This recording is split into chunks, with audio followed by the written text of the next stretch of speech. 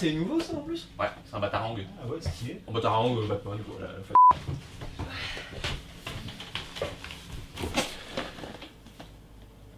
Les gars, les filles, je vous ai réunis parce que j'ai pris une décision. Je voulais vous en parler, mais croyez-moi, c'est pas du tout facile à dire. J'ai décidé d'arrêter la chaîne YouTube. Mais quoi? Mais pourquoi? Ben... parce que clairement, ça apporte rien, quoi. Le nombre d'abonnés augmente pas. On fait clairement pas assez de vues, quoi. Mais on s'en fout du nombre de vues. On a des super abonnés. Black Brocante, Dark Magikarp. Et Saba. Et Titus, Train Geek. Ouais. Azazel. Et au Happy surtout. Bah ils sont bien mignons. Mais en attendant, c'est peu eux qui nous rapportent des thunes. Vous savez combien nous a rapporté la chaîne en 1 an et demi, presque 2 ans? 2 €. 2 €. Ouais. Ah ouais, d'accord, je comprends. Monsieur veut se faire de la YouTube monnaie. Ça explique les titres et les miniatures putaclic sur tes dernières vidéos. Bah oui, faut bien que je trouve des solutions. En même temps, c'est pas toi qui passes des journées entières à monter des vidéos qui font même pas 100 vues. Ah ouais, des journées entières carrément. Bah oui, pour certaines, oui. Putain. Bah vas-y, s'il y a que ça, je vais te les faire tes montages. C'est bon. Non, honnêtement, Nono, on va éviter. Hein. Autant arrêter la chaîne. Bon bah ok, tant pis, vous avez gagné, on arrête. De toute façon, je m'en fous, je vais ouvrir ma propre chaîne Twitch. Puis voilà. Ah, c'est bon, hein. Vous me faites trop pitié, là. C'est bon, c'était un prank. J'ai caché une caméra juste là. Mais non, j'y crois pas. T'es con, mec, putain. J'ai eu les boules, moi. Par contre, c'était pas un prank quand on a arrêté mes vidéos Hearthstone, hein? En même temps, elle faisait 30 vues tes vidéos, Nono. C'est pas faux. Mais par contre, 2 € depuis 1 an, c'est vrai ça? Depuis 2 ans, même, on peut dire. Hein. On n'est pas loin. Une belle récompense pour un dur labeur, quoi. Ouais. Après, Nono, t'as raison. Hein. On a les meilleurs abonnés du monde. La meilleure communauté. J'ai rien à dire. Après, c'est vrai, voilà. Je fais des miniatures un peu clickbait. Des titres, putaclic aussi. Des grosses flèches rouges, des cercles rouges. J'aime bien en même temps. Puis, bah, quand tu travailles sur une vidéo depuis longtemps, bah, forcément, t'as envie qu'elle soit vue. Après, j'ai pas spécialement l'impression que ça dérange nos abonnés de longue date. Ouais. En plus, le contenu reste le même. Hein? Rassurez-moi, ça vous dérange pas? En tout cas, moi, ça me dérange pas. Ça me donne envie de faire des tops. Ça marche bien, ça, les tops. Je pourrais faire genre un top de mes 5 pop les plus chers. Ouais, avec le gros prix sur la miniature, un peu comme T-Quick. Ouais, ou un oh my god, on a aussi des boîtes vides. Ouais, ou alors cette pop est inestimable. C'est génial. En tout cas, bien joué, mec. Hein. J'y ai vraiment cru. Parce que quand j'ai vu la petite review sur Instagram, là, et que vous êtes allé voir Ready Player One sans moi, je me Non suis mais j'ai dit... genre, je t'arrête tout de suite. Tes cinémas post-it, c'est vraiment plus possible. Il y a 3 jours de boulot sur une vidéo qui fait, je sais pas, à tout casser 150 vues, quoi. Je suis désolé, mais ça dégage. Ah bah arrête tes conneries. Il s'arrête quand ton prank, là, sérieux? Mec, je suis désolé. Hein. Mais on n'en peut plus de tes cinémas post-it. C'est beaucoup trop long. Ouais. Comme cette vidéo d'ailleurs. Ouais.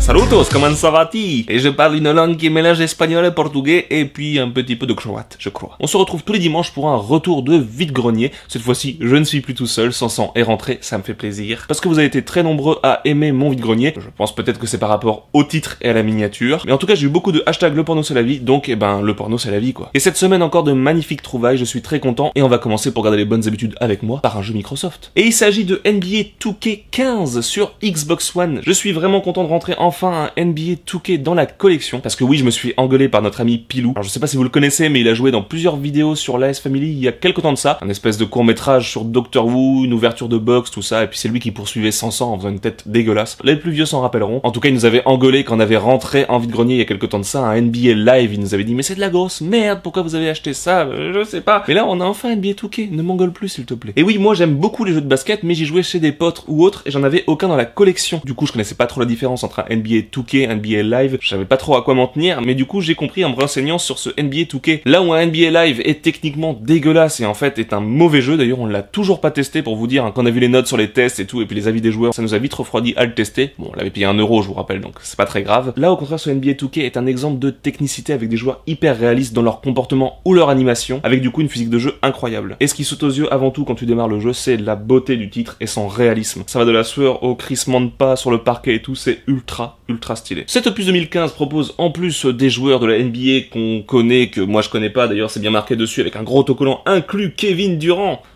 Ok, et bien de créer son propre joueur et de gravir les échelons de la NBA. Le jeu en plus propose un bel équilibre entre simulation et arcade, avec un titre pas trop difficile du coup à prendre en main, mais qui donne quand même une vraie sensation d'amélioration au fur et à mesure des parties. Du coup forcément grand hâte de le tester, cet opus 2015. Alors oui, c'est comme les FIFA, ils en sortent un tous les ans, mais bon, on s'en fout, nous on en voulait juste un dans la collection pour pouvoir y jouer tout simplement. En plus apparemment cet opus 2015 est un des meilleurs, ça fait plaisir, avec une OST de Pharrell Williams, et ça c'est la classe. Et donc ce jeu de Xbox One complet, parce que oui, il y a une espèce de petite notice, c'est rare, faut le préciser, sur Xbox One, c'est la classe, était annoncé à 2 €, et bah du coup, forcément, on l'a pas négocié, parce que 2 € un jeu Xbox One, bah c'est pas cher. Et oui, je suis de retour. Bon, j'ai pas beaucoup bronzé, effectivement, mais bon, c'est comme ça, c'est la vie. En tout cas, je suis de retour pour vous jouer un mauvais tour. Pour ma part, je vais vous présenter un jeu 3DS qui est très cool, je suis très contente d'être tombée dessus. Sonic Génération. C'est un jeu de plateforme où, en fait, vous incarnez soit le Sonic Next Gen, donc moderne quoi, soit le Sonic Old School à l'ancienne, et ça c'est cool, du coup ça vous fait deux gameplays complètement différents. Alors je dis complètement, mais en fait c'est pas vraiment complètement, c'est apparemment justement pas très distinct, c'est un peu le défaut du jeu en gros, mais c'est quand même sympa, le principe est cool. Bon en même temps Sonic n'a pas subi énormément de changements au fil des années, c'est bien ce qu'on lui reproche, hein, d'ailleurs c'est pour ça que moi je suis plus sur les anciens Sonic que les récents, parce que pour moi il y a pas trop d'évolution au niveau du gameplay. Mais ce qui est cool du coup c'est qu'on revisite différents niveaux des différents jeux, donc c'est plutôt sympa pour le côté nostalgique. Nostalgique,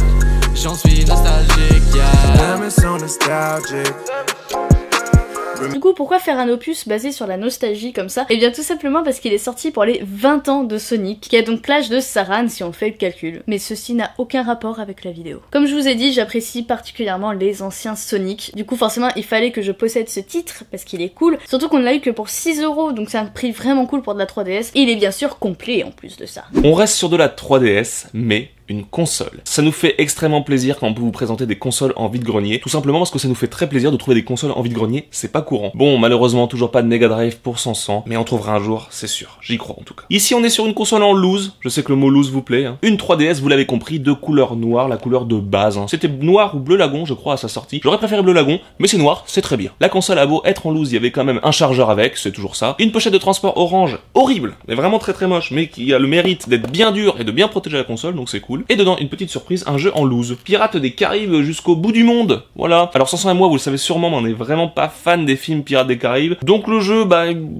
il nous botte pas trop. Bon, en même temps, il était dans la console, donc c'est que du bonus. C'est un petit jeu d'action plateforme sans prétention, voilà. Assez répétitif apparemment et plutôt court. Mais pourquoi pas. Voilà, peut-être qu'on s'amusera avec, je ne sais pas. En tout cas, il est dans la collection en loose. C'est trop bien, super. Bon, la véritable trouvaille ici, vous l'avez compris, c'est la 3DS. Je suis très content de pouvoir en rentrer une pour la bidouiller. Et oui, si j'ai acheté une 3DS, c'est pour la bidouiller, parce que j'ai quand même deux autres 3DS, donc à un moment, ça va quoi. Et oui, je dis bidouiller parce que je veux tout simplement installer un système logiciel pour pouvoir streamer mon écran de 3DS sur le PC. C'est de la bidouille bizarre, faut installer plein de trucs de tous les côtés, machin. Il y a du coup un peu de risque de jailbreaker, on va dire, sa console et qu'elle soit inutilisable. Bon, moi je vais y arriver à bidouiller le truc pour qu'elle remarche quoi qu'il arrive, mais j'avais vraiment pas envie de prendre ce risque avec une de mes consoles collector Zelda. C'est hors de question. Alors vous allez me dire, mais pourquoi tu veux streamer ton écran de 3DS vers ton PC? Tout simplement pour pouvoir vous proposer du gameplay 3DS en vidéo. Parce que oui, vous l'avez compris, avec le court-métrage, et puis en général, si vous nous suivez un peu sur les réseaux sociaux et tout, on essaye de se concentrer sur les vidéos qui vous plaisent le plus, parce que c'est pas motivant du tout de faire une vidéo qui a à peine 100 vues, et c'est beaucoup plus valorisant et agréable de faire une vidéo qui a 1000 vues comme un vide-grenier. Forcément, vous comprenez bien, on va pas s'acharner sur des vidéos qui, voilà, ne marchent pas. Et quelles sont les vidéos qui ont le mieux marché sur la chaîne? Eh bien, il y a les vidéos de Shiny. Me demandez pas pourquoi, je sais pas pourquoi vous avez kiffé ça, et moi j'aime bien capturer des Pokémon Shiny. Après, est-ce que j'aurai le temps de faire des vidéos de Shiny? Pas en ce moment, mais est-ce qu'il faut que je le prépare pour éventuellement pouvoir vous en faire? Ben oui. Bon, ce sera pas tout de suite, faudra me laisser le temps, hein. La vidéo il va être un peu longue, je serai obligé de le faire sur mon temps libre, mais quoi qu'il arrive, c'est quelque chose qui m'amuse, parce que moi, quand j'ai du temps libre, eh ben je m'amuse à côté des Raspberry, à bidouiller des machins, hein, à programmer des trucs bidules. Et oui,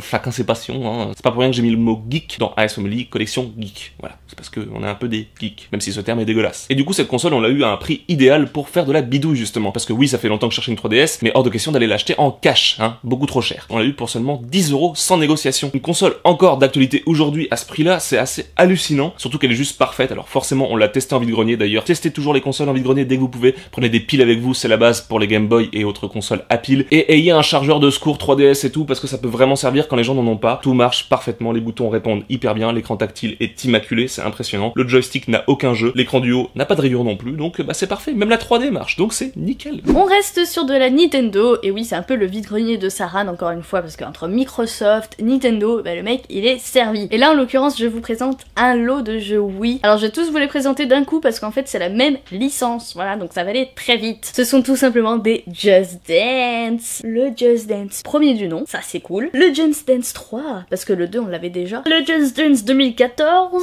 Et enfin, le Just Dance 2015. Yeah boy! Donc, pour vous expliquer le jeu, autant commencer par vous expliquer le nom, pourquoi ça s'appelle Just Dance. Tout simplement grâce à la chanson de Lady Gaga, Just Dance, voilà, du même nom, qui est sorti en 2008 de son premier album, The Fame. Just Dance, gonna be okay, just dance. Peut-être tu dis.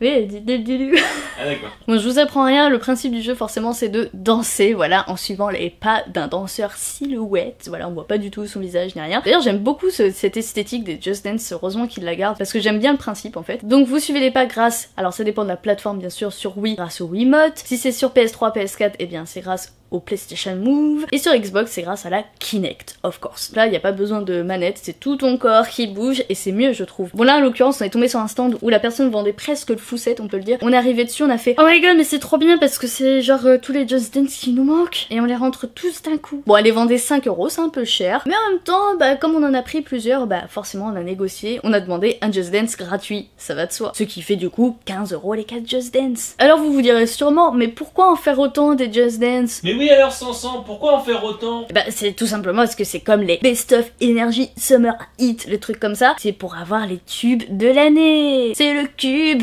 de l'été. Oh yeah. Quoi? C'est le cube de l'été. Oh yeah. Bon, heureusement c'est pas que pour ça, parce que sinon on se serait arrêté au Just Dance de l'année qu'on aime bien, parce que bon sinon il y a pas trop d'intérêt. Non, ce qui est cool en fait c'est qu'à chaque fois ils rajoutent des modes. Il y a par exemple genre le mode crew où tu danses à 4, ou le mode on stage où tu danses à 3. En gros celui du milieu il fait des pas de danse différentes parce que c'est un peu la star sur scène, tu vois, avec ses danseurs, ses Claudette derrière. Mais du coup pourquoi faire un full set sur Wii particulièrement, alors que j'ai dit au début que c'était mieux avec la Kinect? Parce que tout simplement les deux premiers opus ne sont sortis que sur Wii, donc autant faire le full set directement sur Wii, hein. Et puis Saran il a dit Nintendo c'est la vie, et moi je dis non c'est mort. Si c'est la vie. Non. Alors du coup on rentrait 4 d'un coup, et on est presque au full set, parce que oui il nous manque juste le Just Dance 2017. Alors je dis full set mais que de la série principale, hein, parce que les trucs Just Dance Disney, Just Dance Kids, genre pour les bébés, c'est pas pour nous ça, nous on est des adultes. Bref, c'est une licence qu'on aime beaucoup parce que c'est fun, et donc forcément en rentrer autant d'un coup pour ce prix, on est hyper content. Ce n'est vraiment pas courant qu'on vous présente des figurines dans ce genre de vidéo, tout simplement parce que c'est pas courant de trouver des figurines en vide-grenier. Je pense que vous aussi les chineurs, vous serez d'accord avec moi. Et là, je ne sais pas comment, on a eu la chance de tomber sur un collectionneur qui revendait une partie de sa collection et à un prix juste incroyable. Vous commencez à nous connaître, vous savez que Sansan et moi on est avant tout des collectionneurs de jeux vidéo et de figurines, pas tellement de jouets. On préfère se concentrer sur des belles pièces, parfois numérotées, à l'exception de Doctor Who où on prend mais genre tout ce qui passe parce qu'on kiffe tellement cette série et qu'il y a tellement peu de figurines justement ou autres que du coup on se rabat sur tout ce qu'il y a, et puis de toute façon les jouets sont juste ultra rares et ultra beaux. Et puis exception aussi des pop, parce que je sais pas comment on peut classer ça, ce sont des figurines quoi qu'il arrive, mais elles sont pas vraiment ultra rares ou numérotées, sauf pour certaines justement, hein, j'ai quand même des pop qui vont jusqu'à plusieurs centaines d'euros en cotation, donc on peut dire que Funko commence à rentrer sur le marché de la figurine un petit peu, on va dire, sérieuse quoi. On vous avait présenté déjà la Harley Quinn de chez DC Collectible, une super marque de chez DC du coup, hein, qui font des figurines vraiment très très belles. J'ai également quelques pièces de chez Kotobukiya, hein, dont une Wonder Woman juste sublime, hein. Coucou Alice et Nono, je l'avais acheté avec vous. On peut également parler de la Hot Toys Boba Fett qui est juste sublime qu'on vous avait présenté, je pense qu'il y a un peu plus d'1 an de ça sur la chaîne, et plus récemment on vous avait présenté deux magnifiques pièces de chez Sideshow, à savoir la Stormtrooper juste sublime et la Catwoman. Faut savoir que Sideshow Sideshow, c'est une entreprise américaine qui est juste culte dans le milieu de la figurine, c'est une des plus réputées. Elle est née en 1994, donc ça commence à être une entreprise qui a de la bouteille, si on peut dire ça comme ça, avec des sculpteurs incroyables, des illustrateurs, franchement de talent, il y a des sublimes illustrations à vendre sur leur site, allez voir, c'est juste incroyable. Et c'est surtout au niveau de la peinture pour moi qu'ils arrivent à se démarquer des autres, ils arrivent juste à faire des rendus de matière sur leurs figurines juste magnifiques, quoi. Et du coup, cette entreprise s'est très vite imposée en acquérant des licences juste incroyables, Marvel, DC, Star Wars, Disney, c'est assez rare pour le préciser, et pas mal de jeux vidéo de chez Blizzard ou autres, donc forcément, quand t'arrives avec des licences comme ça sur le marché, eh bien du coup tu pèses pas mal dans le game, quoi. Et si je vous parle autant de Sideshow, c'est parce que j'ai trouvé une Sideshow en vide-grenier. Si on m'avait dit ça un jour, que je trouverais une figurine Sideshow en VG, bah j'aurais pas cru. Alors on n'est pas sur une statue complète d'un personnage cette fois-ci, mais bien sur une partie du personnage. Ce n'est pas un buste comme ça peut l'être, là il s'agit d'une main. Alors du coup, de quel personnage est-il intéressant de reproduire la main? Je vous laisse 10 secondes. Et oui, vous l'avez deviné ou pas, il s'agit de la Right Hand of Doom, à savoir la main droite de la désolation, de la destruction de Hellboy, le célèbre personnage fantastique inventé par Mike Mignola, le génie de chez Dark Horse Comics. On vous a déjà parlé de cet éditeur pour d'autres trouvailles de vide-grenier, dont des BD Star Wars et tout, c'est juste des oufs ces gars-là. Une série du coup adaptée sur le grand écran par Monsieur Guillermo del Toro, un film que j'aime autant que le comics d'ailleurs, si ce n'est plus. Hellboy du coup incarné par l'excellent Ron Perlman, qui est juste un acteur incroyable. Pour revenir très rapidement sur le personnage, il s'agit d'une espèce de créature divine fantastique de mon cul, née de l'union d'une humaine et d'un démon, qui a vécu du coup toute son enfance en enfer, c'est normal, et qui est invoqué par Rasputin pendant la Seconde Guerre mondiale, pour le compte de Himmler, et donc pour servir les nazis, parce que oui, dans Hellboy, Rasputin bosse pour Himmler. Mais bon, Hellboy sera recueilli par l'armée américaine, tout va bien, le capitalisme a vaincu, et du coup il rejoindra une agence spécialisée de défense contre les forces du mal, mais non c'est pas ça, de défense contre les menaces paranormales. Il s'agit du coup d'une figurine à l'échelle 1/4 de la main droite de Hellboy, vous l'avez compris, parce que oui, en plus, je vous l'ai pas dit dans le résumé, mais Hellboy a une main en pierre.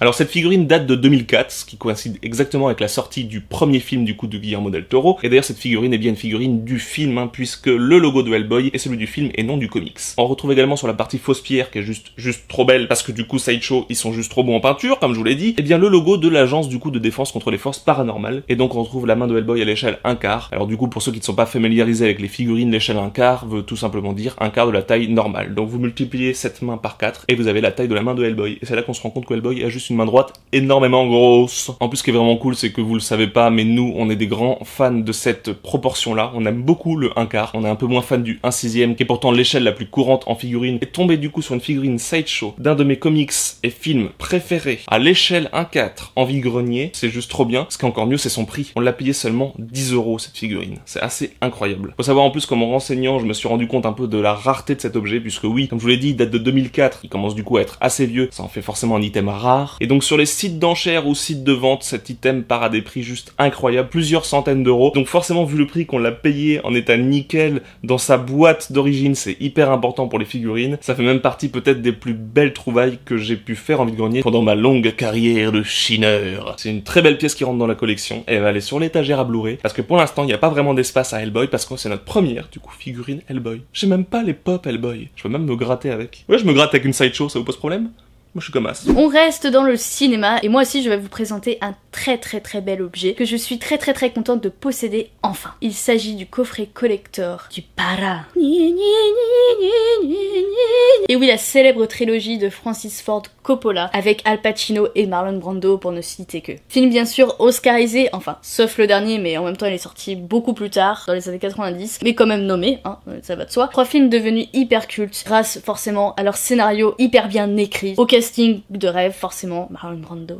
J'adore Marlon Brando. Mais aussi grâce à la musique, cette très belle musique composée par le célèbre Nino Rota, le compositeur attitré de Fellini, le célèbre réalisateur italien. Et oui, italien forcément parce que Le Parrain c'est sur une famille sicilienne. Ça se passe après la Seconde Guerre mondiale, c'est sur la famille Corleone et surtout sur l'ascension de Michael Corleone, dont son père, Vito Corleone, ne le pense pas digne de lui succéder. Bon, en gros ça c'est le premier. La suite, du coup les 2 autres films, c'est sur la vie de Michael Corleone qui vieillit au fil des années parce que oui, au final, il arrive à prendre la place de son papa, du Don Corleone. Personnellement, moi j'étais très traumatisée quand j'étais jeune de la scène avec la tête du cheval dans le lit. Je pense que tous ceux qui ont vu Le Parrain vont dire ah oui, cette scène elle est juste horrible. Elle est vraiment dégueulasse parce qu'elle est très bien faite. Et d'ailleurs pour la petite anecdote, j'ai aussi fait le jeu éponyme sur PSE qui était vraiment très cool, j'avais beaucoup aimé. Et cette scène traumatisante est carrément l'une des missions du jeu. Donc moi quand j'ai fait le jeu, j'étais là non, pas cette scène. Ici on est sur un coffret DVD collector comme je vous ai dit. Et donc nous avons du coup le premier avec du coup Marlon Brando, le deuxième avec Al Pacino. D'ailleurs le deuxième, oh sur Robert De Niro, il est trop beau. J'adore Robert De Niro quand il est jeune, il est vraiment trop beau. Donc je disais le deuxième est en 2 DVD parce qu'il fait 3h20. Il est très dur à regarder. Je crois que je ne l'ai jamais vu en entier parce que j'étais un peu jeune quand j'ai vu Le Parrain, donc